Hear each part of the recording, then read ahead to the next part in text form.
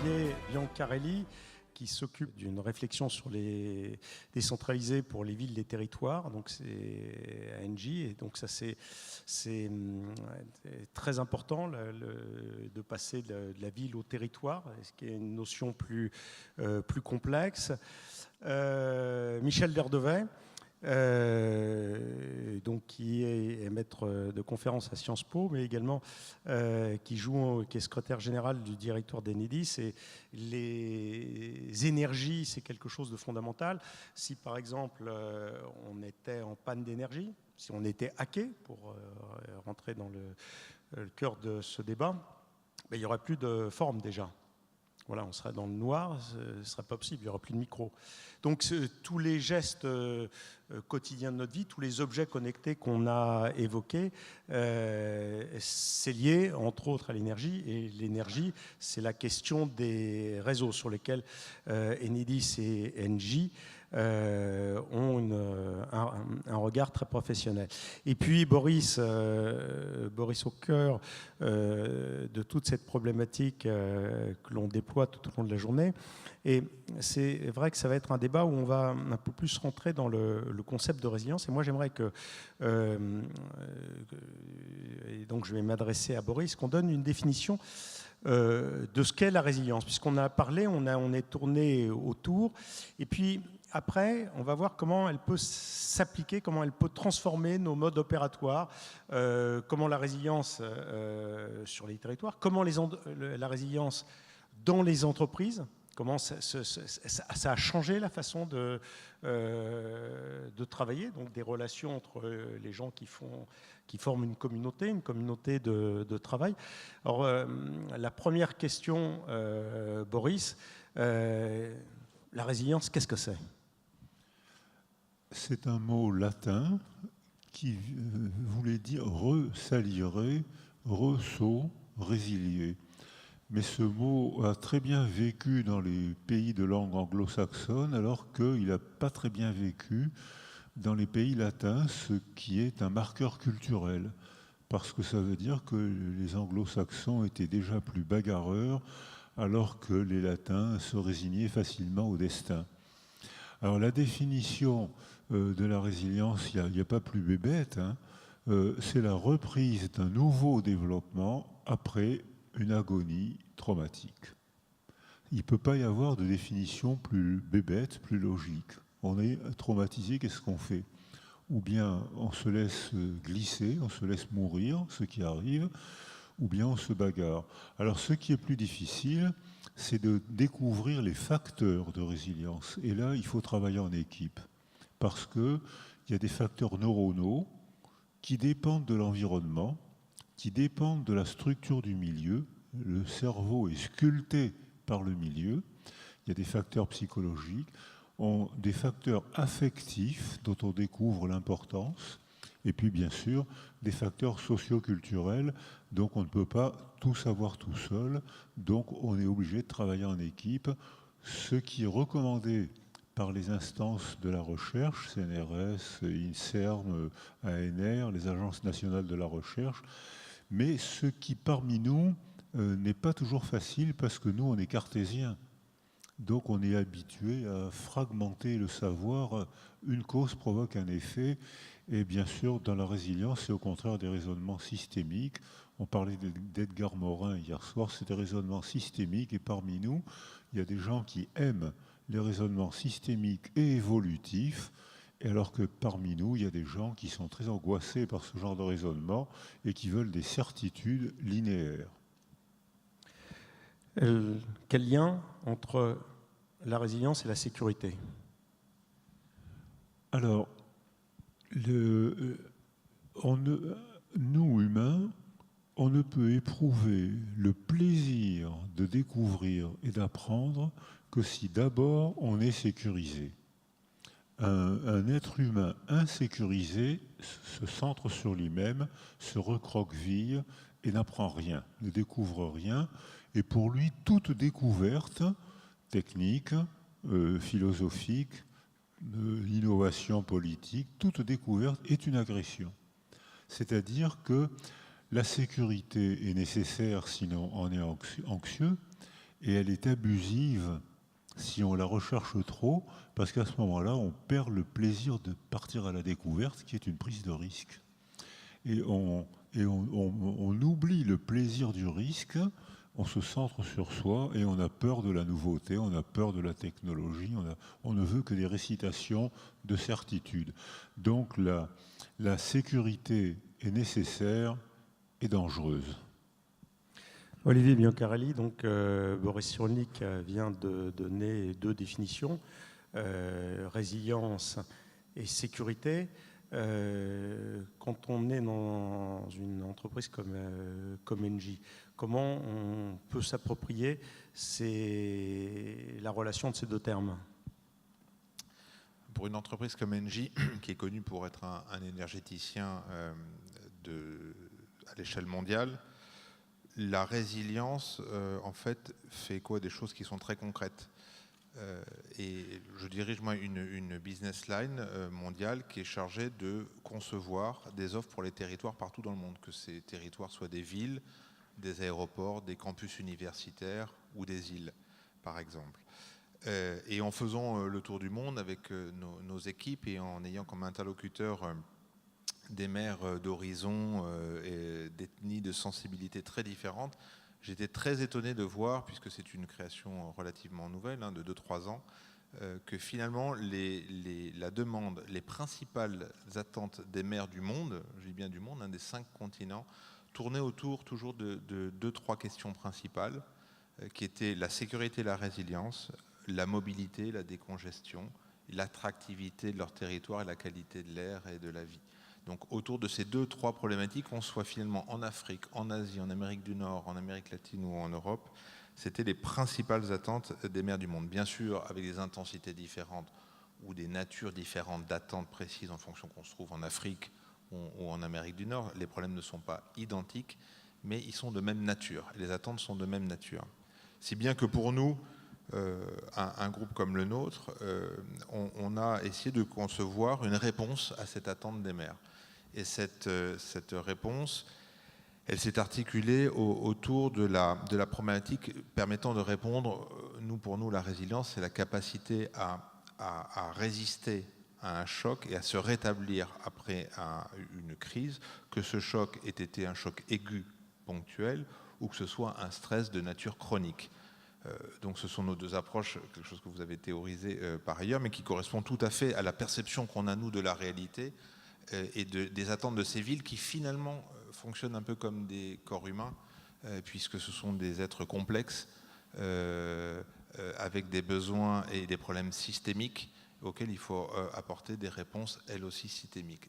Si bien que nous avons donc conçu des offres autour de la résilience et de la sécurité, fondée autour de la capacité à anticiper la crise par une meilleure, par exemple, planification urbaine, planification des réseaux, à gérer la crise lorsqu'elle survient avec des outils notamment digitaux de gestion de crise, des salles de contrôle-commande qui soient coordonnées, qui utilisent des technologies en mode smart. Et puis, 3e phase, post-crise, à concevoir des offres de régénération, de reconstruction, qui n'est pas forcément la partie la plus facile. Et bien sûr, on ne fait pas tout ça tout seul, on fait ça en partenariat, mais voilà la façon dont on conçoit les besoins et les réponses à ces besoins. Alors, je vais me tourner vers Michel Derdouet.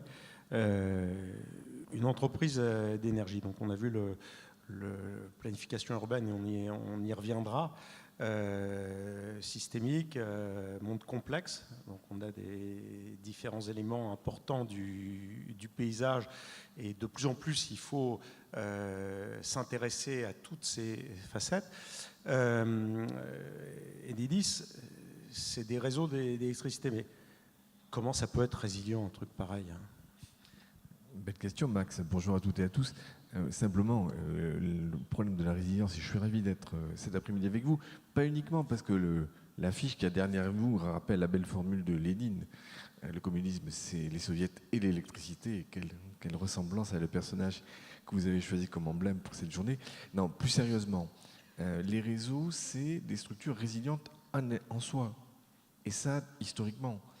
La résilience, agonie traumatique, nous disait Boris Cyrulnik, elle a été vécue par les réseaux. Le 4 novembre 2006 à 22h13, en Allemagne, grande panne liée à un problème de gestion entre deux gestionnaires de réseaux de transport, incident sur tout le réseau européen, et la résilience passe par de la production hydraulique française qui a pu, de manière automatique, être délivrée sur le grand réseau européen et donc sauver l'Europe d'une grande panne qui aurait pu durer 2 jours, 3 jours, 4 jours, parce que reconstruire un réseau électrique, c'est un peu plus long que sa chute. Et donc on voit bien que cet exemple-là, c'est l'exemple même de l'intérêt de la résilience via les réseaux. C'est-à-dire qu'aujourd'hui, il faut à la fois combiner ce qui était rappelé par André Santini quand il parlait de Smart City ou par Olivier à l'instant, c'est-à-dire que la dimension locale, le bottom-up, le fait que les politiques énergétiques vont être de plus en plus locales au niveau des communes, au niveau des métropoles, au niveau des régions, et en même temps se poser la question de la solidarité que les infrastructures génèrent. Sinon, on va tomber dans un monde qui va être un peu bizarre. L'historien de l'Antiquité Paul Veyne évoquait le mythe du domaine romain. Et tout à l'heure, vous évoquiez les barbares, les gens dont on se protège dans un comportement résilient. Mais le mythe du domaine romain, c'était l'idée que dans un espace fermé, on produisait ses propres animaux, on avait son fromage, ses tomates, et on se méfiait de tous les espaces alentours. La transition énergétique, dans laquelle de grands groupes comme Engie, comme Enedis sont acteurs, ça ne peut pas être un schéma de fermeture sur soi. Et sinon, c'est une définition de la résilience qui ne marche pas. Il faut penser à ce qui se passe à côté, voir les solidarités, ce qui est le mot-clé en matière de réseau, et voir comment on arrive à conjuguer, oui, de la complexité. Aujourd'hui, le réseau de distribution, il accueille, par rapport à il y a 10 ans, la puissance installée de 15 centrales nucléaires. C'est colossal. Jamais on n'aurait pu envisager que l'essor des renouvelables dans ce pays se passe à cette vitesse. Demain, nous allons avoir avec la data, avec le volume des données échangées sur mon réseau de distribution, multiplication par un facteur 4, 5, 6. Il y a 600 millions d'informations jour qui circulent sur le réseau de distribution d'Enedis. À horizon de 4-5 ans, on sera à 3,4 milliards. Donc ne vivons pas cette complexité uniquement sur le thème de la protection du danger. Je crois que ce matin, vous avez été beaucoup sur le thème des différentes sécurités qu'il faut mettre en place pour se protéger. Vivons-le de manière positive, c'est faire monter en intelligence les collectivités, les citoyens, et ce qui importe pour les infrastructures, c'est d'être flexible, de s'adapter, de se moderniser.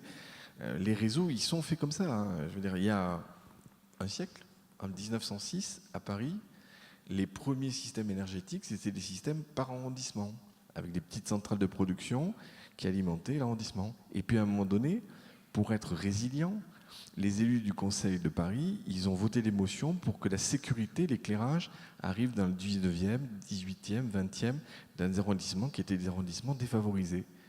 Et bien on a mis en place un système d'échange, de solidarité, qui fait que les infrastructures se sont développées. Et donc on est vraiment au cœur de ce sujet. Et bon, mon seul message, c'est que la complexité dans mon domaine, ça va être à la fois de relier tous les bouts, le local, le régional, le national, l'européen. On pourra pas en parler peut-être. La solidarité ne peut pas passer aujourd'hui en matière d'infrastructure sans une vision continentale, européenne, et sans doute pas en édifiant des murs ou des obstacles entre tel ou tel pays.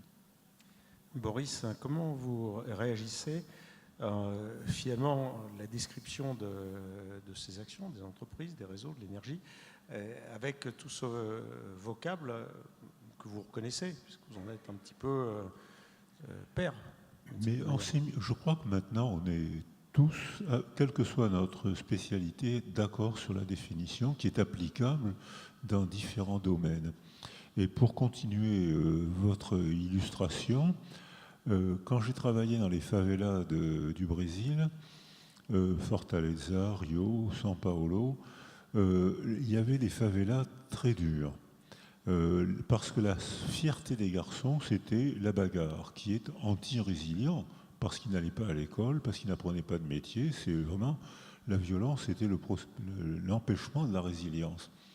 Et Lula a eu une idée géniale, il a offert des frigidaires dans des favelas où il n'y avait pas d'électricité. Donc, il a dit, mais maintenant, vous avez les frigidaires, le gouvernement vous les donne. Mais maintenant, si vous voulez que ça marche, il faut que vous acceptiez que des fonctionnaires et des techniciens rentrent dans les favelas et fassent un réseau électrique. Et ils ont accepté. En 5 ans, ça a été complètement métamorphosé. La solidarité est apparue. Et la dernière fois que j'étais dans les favelas de Fortaleza, j'ai été enchanté par la solidarité. Bon, c'est des pauvres, hein, mais c'est des pauvres très gais. Il y a des couleurs partout, des enfants qui courent partout, tout le monde surveille. Une gaieté. La mort n'est pas loin. La mort n'est pas loin, mais le processus est enclenché vers la reconstruction, ce que vous appelez la régénération. Et c'est enclenché. Et ça a été enclenché grâce au réfrigérateur gratuit. Dans ce qui vient d'être dit, le point d'après, c'est les données. C'est les échanges de données. On vit une révolution numérique. Donc on a vu depuis ce matin qu'il peut y avoir des dangers dans cette révolution numérique. Big Brother, qui est une des images qu'on a choisies à Oui Demain. Mais en même temps, c'est une révolution qui est riche d'opportunités formidables. Nos modes de vie sont déjà transformés et on n'imaginerait pas revenir en arrière. Donc la gestion de la donnée dans ce monde complexe, comment vous l'envisagez? Comment elle peut être sécurisée, justement, pour ne pas être détournée à des fins qui seraient maléfiques? Olivier?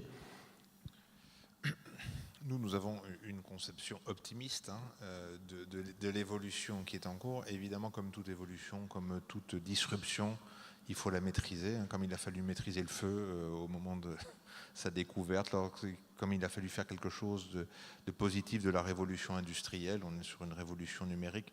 Il faut donc l'accompagner, l'encadrer par nos règles éthiques, et c'est une affaire de consensus social.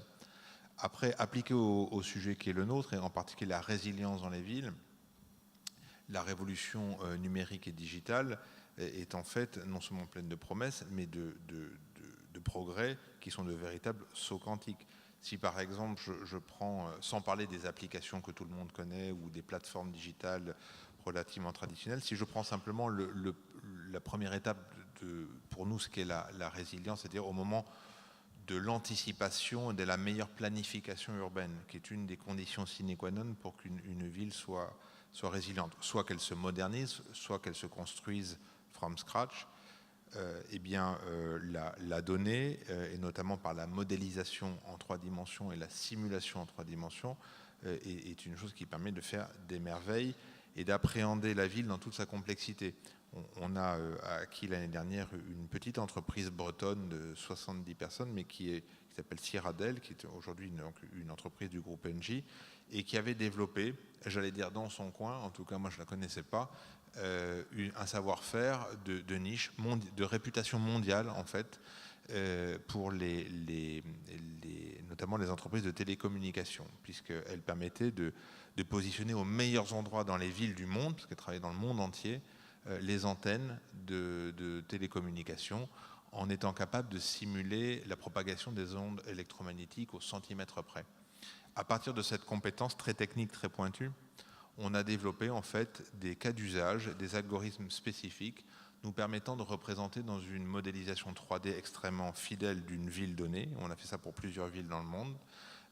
La ville, mais au-delà de ça, la simulation par exemple de la propagation des polluants dans la ville, la propagation du bruit dans la ville, ou la propagation de l'eau en cas d'inondation dans la ville, mais de façon extrêmement précise, exacte, en fonction de la déclivité des sols, en fonction de la rugosité des sols. Donc ce sont des simulations très précises qui permettent d'envisager des investissements en prévention et de limiter, lorsque la crise survient, les conséquences néfastes. Donc ça, c'est une illustration extrêmement concrète de ce qu'on peut faire avec des outils digitaux de dernière génération, utilisés intelligemment, collectivement, en toute transparence et dans un cadre éthique correct.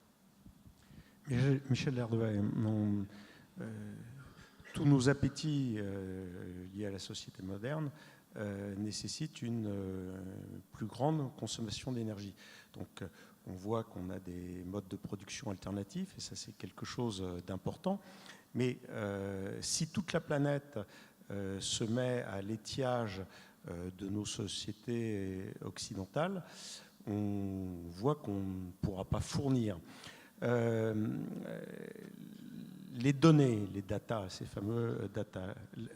En quoi une meilleure connaissance appliquée au réseau peut permettre d'offrir des solutions qui permettraient au plus grand nombre d'avoir accès à une énergie relativement peu chère?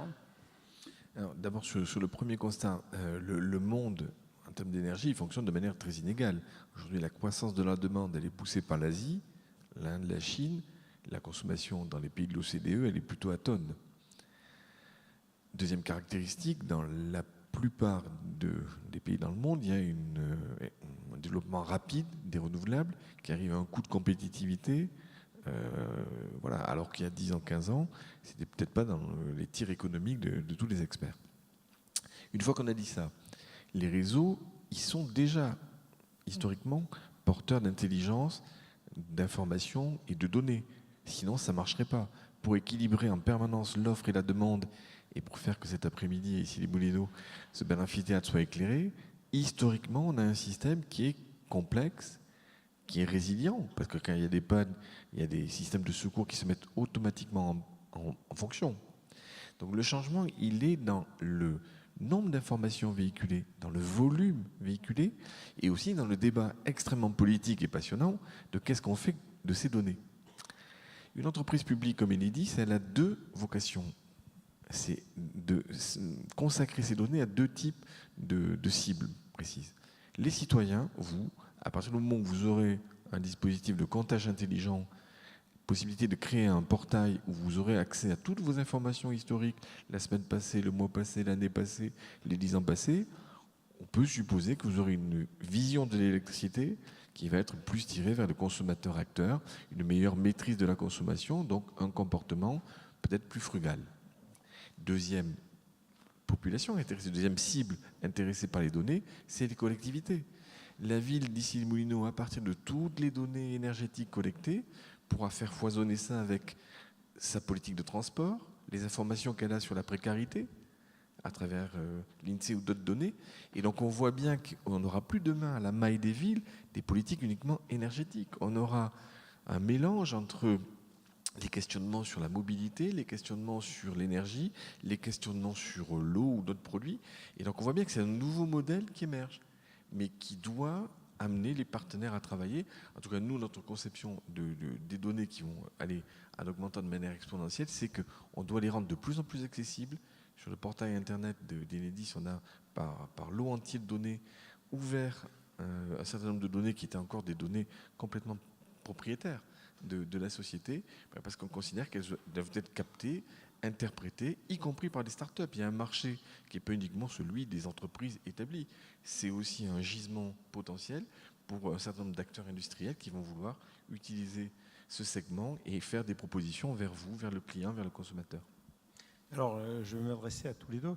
Il y a une ambivalence sur les données, parce qu'on voit que c'est un élément clé de la mutation qui est en cours.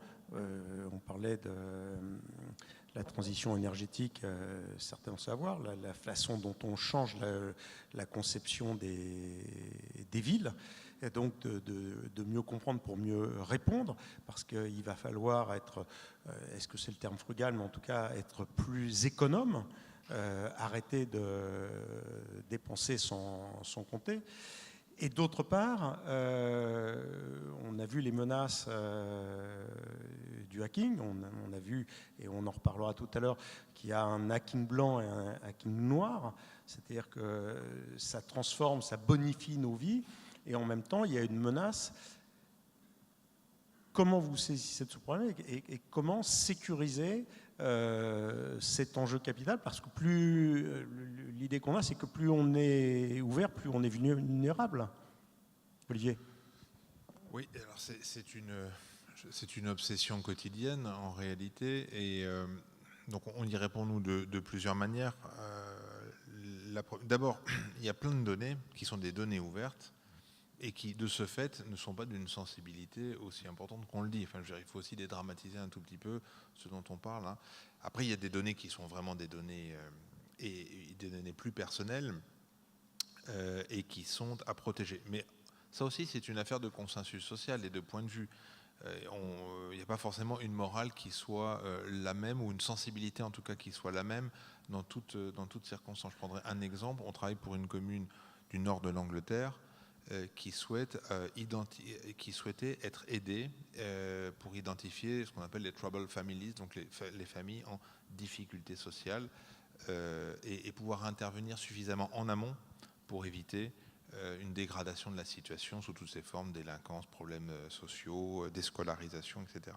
Il nous a demandé de croiser, puisqu'on travaille pour cette commune sur bien d'autres sujets, dans une optique assez systémique, comme je l'évoquais tout à l'heure, il nous a demandé de croiser des données de la police, des données de l'école, des données médicales, etc., pour lui permettre, évidemment, anonymisé pour nous, mais de lui permettre de croiser ces données pour permettre d'identifier et que ces services sociaux agissent en amont. Ça, c'est difficilement pensable en France, je pense, mais c'est considéré comme étant acceptable à cet endroit-là de l'Angleterre. Donc ça, c'est juste une illustration pour montrer que la sensibilité peut être différente. Pour la sécurisation des données qui sont sensibles, eh bien, nous avons nos propres services de cybersécurité qui sont des services assez compétents, assez musclés, mais comme la menace est mouvante et qu'elle change de nature en permanence, nous n'hésitons pas aussi à faire des partenariats et à confier notre cybersécurité, notamment extrêmement sensible sur certains sites industriels, etc., à des partenaires extérieurs dont c'est le métier de façon plus professionnelle, parce que chacun a ses domaines de prédilection. Donc il y a une partie de notre cybersécurité que l'on assure, notamment via une de nos filiales qui s'appelle INEO, et puis il y a une partie de la cybersécurité de notre groupe que l'on va demander à un partenaire comme Thales de bien vouloir assurer pour nous. Donc il faut être humble, je dirais que c'est le maître mot, être humble et toujours vigilant, parce que la nature de la menace évolue sans cesse. Michel, Deux réponses par rapport à la question. Premièrement, il ne faut pas sous-estimer le fait que pour être résilient par rapport à ces attaques et à ceux qui aujourd'hui fait la dimension mondiale du sujet, il faut des investissements. Il faut qu'un système d'information soit en permanence à jour avec l'ensemble des process qui puissent permettre de résister pour mieux résilier. Deuxième sujet, notre grande chance en France, j'aurais envie de dire en Europe, c'est qu'on est dans un fonctionnement d'état de droit. Et donc ça veut dire que la meilleure protection qu'on peut avoir, c'est aussi de travailler avec les services de l'État et donc de pouvoir ne pas rester vivre ces moments-là qui peuvent être critiques seul dans son espace industriel. Et donc ça, il faut l'encourager. Et pour revenir sur le sujet que vous avez vu ce matin, le même raisonnement pour les citoyens. Si des craintes peuvent apparaître, et la France est souvent sujet dans ses territoires et dans sa diversité à des craintes, nous avons en France une commission nationale d'informatique et liberté qui est capable d'aller regarder comment les opérateurs traitent les données, comment ils opèrent. Donc voilà, donc il faut renforcer cette dimension, notamment pour les entreprises régulées, ce qui est le cas d'Enedis. Nous sommes une entreprise publique contrôlée et régulée. Pour moi, ce n'est pas un handicap, c'est plutôt un atout par rapport à la question qui est posée. Boris, vous venez d'entendre exposer comment des entreprises qui sont au cœur de la révolution numérique, au cœur des grandes mutations complexes que notre monde connaît, qui vont être clés dans la construction de ce XXe siècle, utilisent le terme résilience. Quel est votre regard sur cette utilisation ?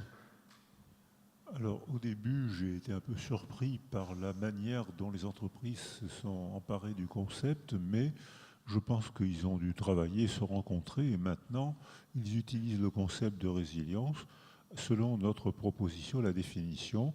En agronomie, on dit qu'un sol est résilient quand, après un incendie ou une inondation, la vie reprend, mais pas comme avant. C'est-à-dire que l'entreprise, quand elle s'effondre, elle peut anticiper et elle peut empêcher l'effondrement ou le prévoir, et dans ce cas-là avoir plusieurs racines. Et si une racine s'effondre, l'entreprise peut redémarrer sur une autre racine, bien, mais pas comme avant. Mais vous avez employé le mot sensibilité plusieurs fois. Et je pense que sur le plan psychologique et psychosocial, c'est un mot important à reprendre. C'est que la moindre invention technologique modifie la manière dont on se représente soi-même. Alors, la première invention, ça a été le silex taillé. Dès l'instant où monsieur ou madame Néandertal a inventé le silex taillé, il avait une arme pour agir sur le réel. Or, les techniciens d'aujourd'hui, surtout avec Internet, ont une arme stupéfiante pour agir sur le réel. Et ayant un silex taillé, ils modifiaient la manière de vivre ensemble. Ceux qui savaient tailler le silex, ceux qui pouvaient se servir des silex pour les lancer sur les fauves, pour découper les cuirs, pour racler la viande, eh bien on voit réapparaître la même chose avec le développement de la technologie, c'est-à-dire une infinité de nouvelles spécialités intégrées dans un système qui fonctionne ensemble. Alors on peut prendre 1000 exemples comme ça. Par exemple, l'imprimerie est inventée, on dit, au XVe siècle. J'habite à Toulon, qui est un port de marine, de port de guerre. Avant l'invention de l'imprimerie, le capitaine était le seul maître à bord après Dieu. Parce que s'il exagérait, s'il était sadique, ce qui arrivait, si on balançait le capitaine par-dessus bord, tous les hommes d'équipage mouraient. Donc ils se soumettaient. Dès que l'imprimerie a été inventée, très rapidement, un homme d'équipage a compris comment il fallait faire le point. Dès l'instant où un homme d'équipage savait faire le point, le capitaine n'était plus seul maître à bord après Dieu. On pouvait le balancer par-dessus bord. Il y aurait un marin qui pourrait ramener le bateau à bon port. C'est-à-dire que l'apparition de l'imprimerie a commencé à démocratiser le savoir, et partager le savoir, c'est le premier pas vers la démocratie. Donc, et ce qui se passe aussi actuellement avec ces inventions fabuleuses de ces machines incroyables va bouleverser la manière dont on se représente soi-même et va bouleverser la manière dont on va vivre ensemble. Alors là, les paris sont ouverts. Peut-être que ça va faire 1000 métiers différents. Peut-être que ça va faire des grandes fortunes et 1000 petits métiers différents. Donc, mais il y a toute invention nous bouleverse, est un progrès bénéfique avec souvent des effets secondaires dont peut-être il faudra parler. Tout à fait. S'il y a des questions, il y a des micros qui doivent passer, donc ça va être intéressant que vous contribuiez à cet échange.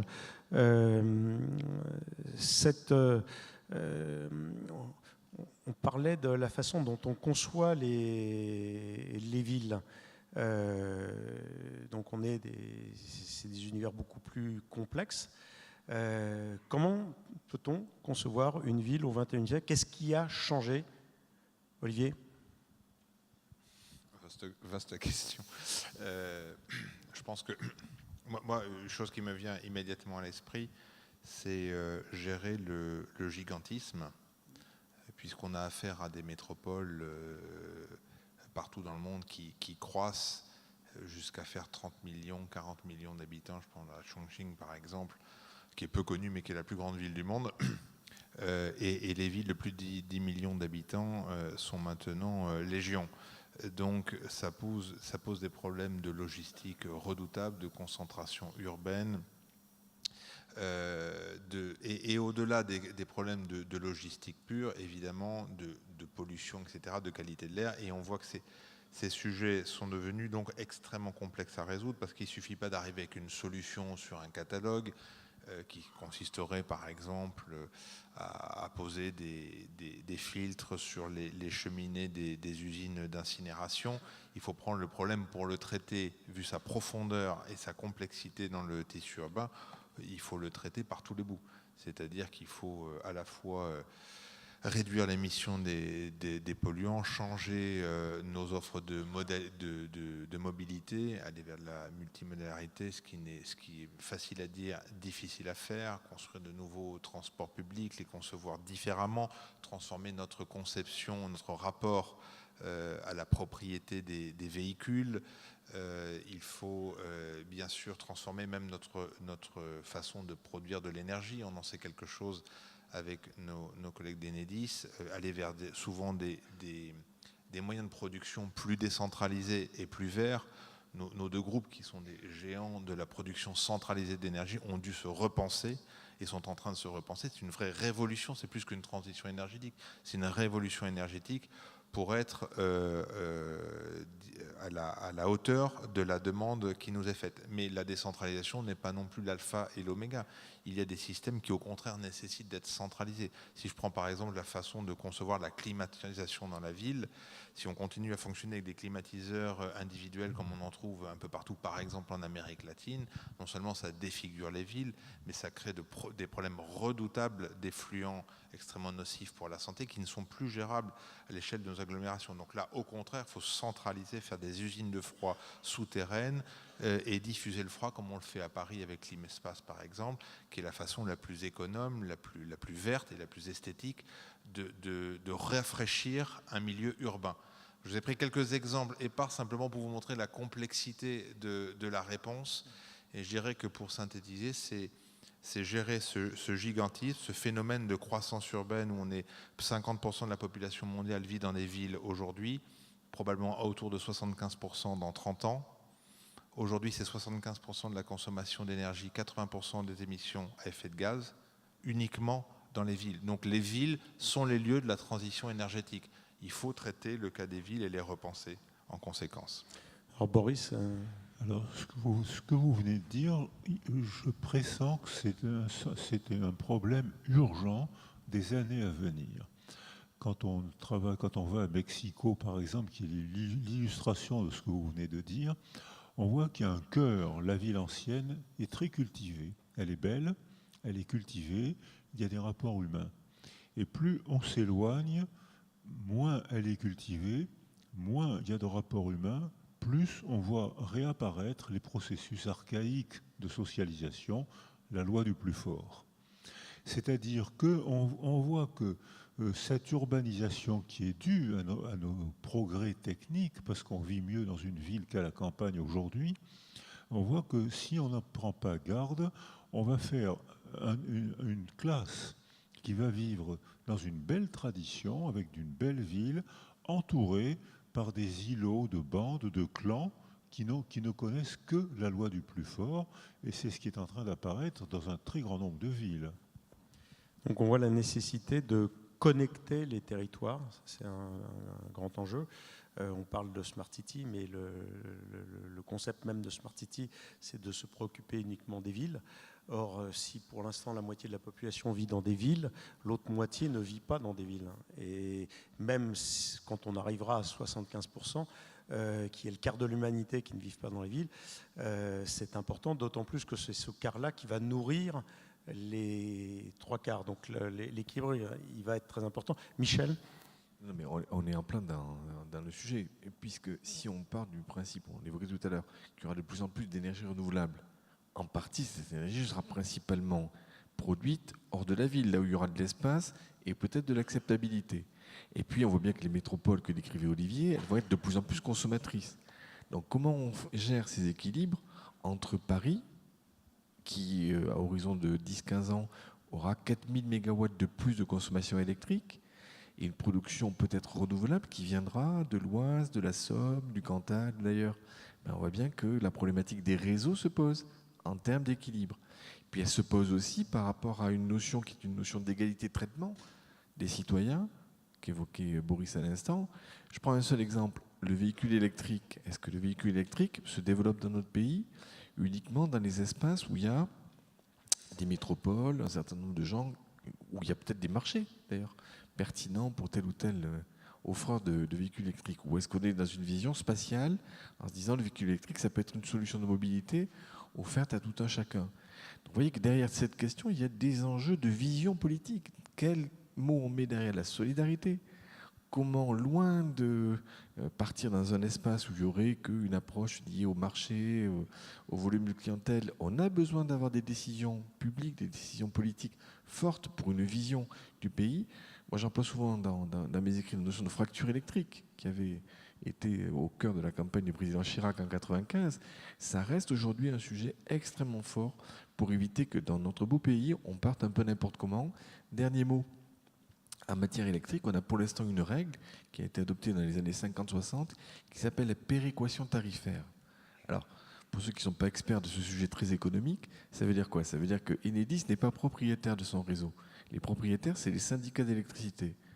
Ici les Moulineaux, c'est un syndicat qui s'appelle le CIGEIF, qui est propriétaire du réseau géré par Enedis.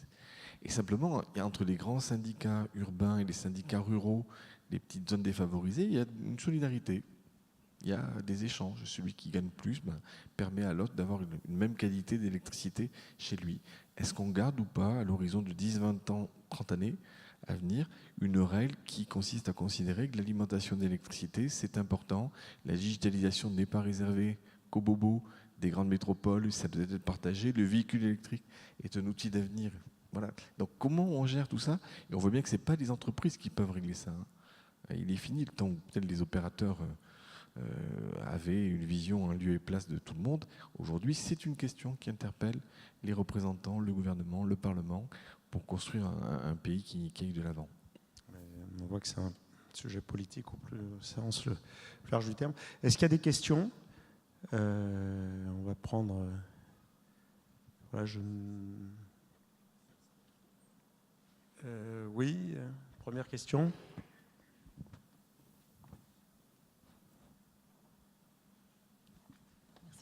Merci pour ces interventions. Je m'appelle Hartmut Holken. Je m'intéresse aux mutations dans les industries culturelles, les médias et la société par extension, les mutations qui sont induites par le numérique. J'aurais une question à 3 volets pour l'ensemble du panel et peut-être a fortiori pour M. Boris Cyrulnik, je vais y arriver. Vous avez évoqué effectivement les mutations par rapport à Néandertal et le silex, par rapport à l'imprimerie le XVe siècle. La révolution digitale est probablement beaucoup plus importante que ce qu'on a pu connaître par le passé, alors que ça a chamboulé également les sociétés. Alors, est-ce que pour amener la sécurité, un monde meilleur, un pays ou un continent dans lequel il fait bon vivre, il ne faut pas agir sur d'autres leviers en plus, qui n'ont pas été évoqués encore. Et est-ce qu'à votre connaissance, il y a des initiatives de type éducation nationale? Est-ce qu'on n'agit pas sur les jeunes en difficulté d'une certaine façon? Si ces jeunes personnes ont confiance ou avaient confiance en eux-mêmes et en leur jugement, ils ne se feraient peut-être pas prendre par... je dirais, des systèmes totalitaires par ailleurs. Enfin, c'est vous qui avez évoqué ce mot ce matin et je suis tout à fait d'accord. Est-ce que, par exemple, une action avec et auprès des femmes, je constate que les panels sont très masculins. J'ai vu quand même qu'il y a 2 femmes sur 30 intervenants, ce qui est formidable. Les panels sont très bien, c'est pas ça qui est en cause, mais les femmes sont quand même, je dirais, très concernées par l'éducation elle-même déjà en famille. Est-ce que si là on a des leviers, il n'y a pas aussi des choses qui peuvent changer? Et puis un 3e exemple que je voudrais peut-être aussi voir, c'est comment est-ce que vous réagissez par rapport à la floraison des fake news qui sont effectivement très utilisées aussi par les Daesh et autres qui essayent de récupérer la jeunesse et qui récupèrent la jeunesse. Et est-ce que là, il y a des systèmes de sécurité sur lesquels vous travaillez de près ou de loin? Ou est-ce que vous avez connaissance que quelque chose est en route à ce niveau-là? Alors Boris va commencer à apporter un élément de réponse. Alors oui, merci pour cette question parce que effectivement, une toute petite invention technologique modifie non seulement la manière dont on se représente soi-même, mais modifie la structure sociale, le fonctionnement de la structure sociale.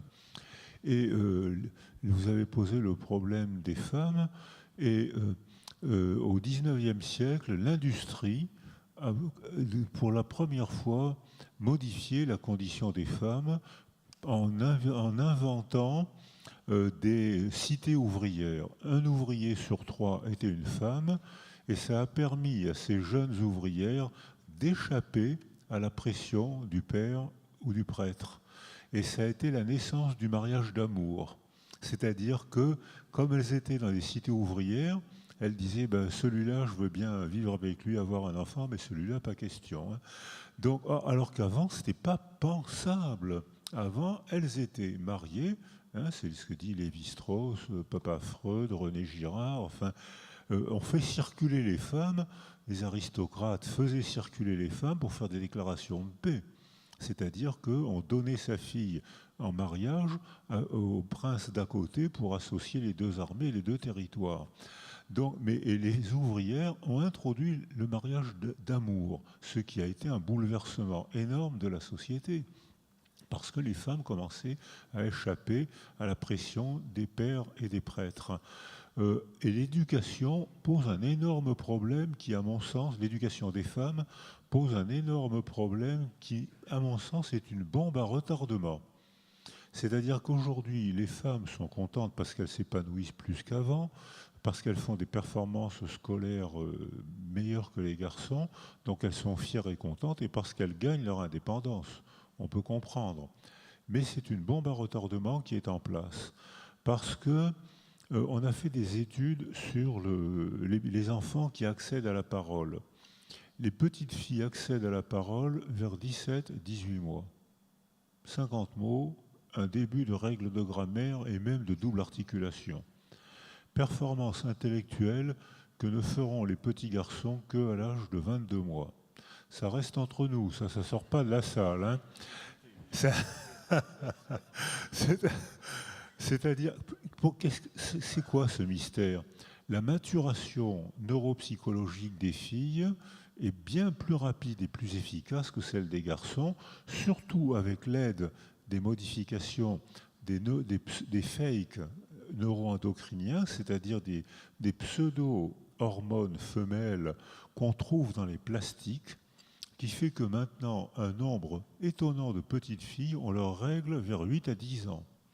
C'est-à-dire que c'est un nouveau bouleversement de la condition des femmes. Elles ont une maturité psychologique, une avance sur les garçons de 2 ou 3 ans à l'âge de 12 ans. Elles sont meilleures à l'école, elles sont plus grandes, elles sont plus stables. Et quand elles arrivent à l'âge du bac, c'est-à-dire qu'ils circuitent les sexes, les filles sont des jeunes femmes qui ont terminé leur fatigue de croissance, alors que les garçons sont en pleine fatigue de croissance puisqu'ils sont en retard. Et puis surtout les garçons. Donc si on continue comme ça, dans une génération, les femmes ne feront que les choses secondaires, c'est-à-dire les enfants, la maison et le travail social, et les hommes ne feront que les choses prioritaires, c'est-à-dire le bistrot et le football. Mais alors, bien sûr, je le dis pour alléger un peu le propos, mais je pense qu'il y a une bombe à retardement qui est en place, notamment sur le décrochage des garçons.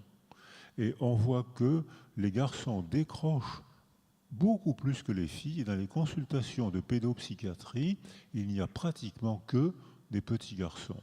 Et les filles équilibrent ça après la puberté, où elles deviennent plus anxieuses. Mais vous savez bien que la réussite scolaire est souvent le bénéfice secondaire de l'angoisse. C'est-à-dire que un garçon non anxieux, je verrai plus tard, je vais aller jouer au foot, l'examen, je verrai plus. Et il se fait coller. Alors que les filles disent, oh là là, qu'est-ce que le foot? Pas question, moi je vais faire mes devoirs. Et elles ont de meilleurs résultats scolaires. Et comme maintenant c'est l'école qui devient le nouveau classificateur social, donc je pense que pour la génération de nos enfants, de mes petits-enfants, je pense que là, il y a une bombe à retardement qui est en train de se mettre en place. J'ai été invité au Québec pour ce phénomène incroyable du décrochage des garçons. Ils sont heureux en démissionnant. Alors, les garçons décrochent et les filles s'accrochent. C'est-à-dire que les filles s'accrochent parce que le travail, pour elles, c'est l'indépendance, c'est la fierté, ça peut se comprendre. Et les garçons décrochent parce que pour eux, le décrochage, c'est la liberté, c'est la déresponsabilisation. Donc je pense que la prochaine réunion que Hermanet organisera dans 50 ans, là, il va y avoir des débats musclés. Une autre question? Et s'il n'y a pas d'autres questions, mais on va libérer nos invités et pour enchaîner avec le prochain débat. Alors je voudrais, puisque Boris Cyrulnik vient de publier ce livre « Psychothérapie de Dieu » aux éditions Odile Jacob, il a fait la grande librairie il y a quelques soirs et donc on a pu comprendre que psychanalyser Dieu, c'était quand même culotté aujourd'hui parce que il y en a des qui touchent à Dieu, ils terminent très très mal. Donc Boris est quelqu'un d'audacieux. Et puis ce livre pour énergie pour des réseaux électriques solidaires par Michel Derdevey et Alain Bertrand et Fabien Roch, qui est une exposition du monde de l'énergie telle qu'elle évolue et avec les défis qu'on va devoir rencontrer. Donc c'est des éléments qui permettent de nourrir notre réflexion. Je vous remercie pour votre attention. Je remercie nos interlocuteurs.